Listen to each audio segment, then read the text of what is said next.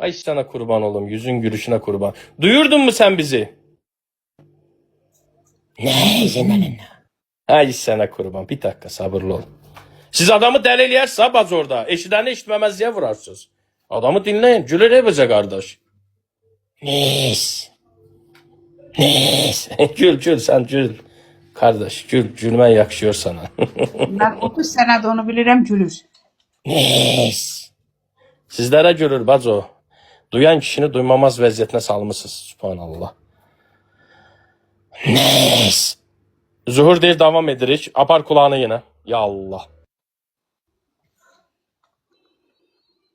الناس من شر الوسواس الخناس الذي Duyur musun? يوسوس في صدور الناس من الجنة Konuş kız. والناس. Bayaktan Türkçe kıtçıysan. Konuşsana.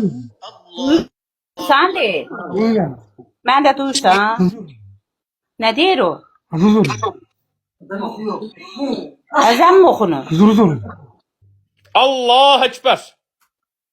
Allah Ekber. Duydunuz mu anneler? Duyduk. Ne söyledi o? Ezan okunur de. Yüzünü tut onun, yüzünü. Baksın görsün onun. Bak bana bak. Beniydin. Allah'a inanmayan kafir.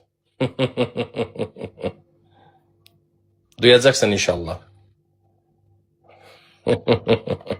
Hocam konuşması da biraz sorun.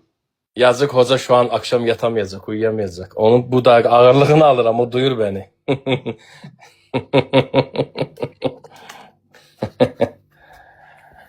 Ha bacı kardeşler.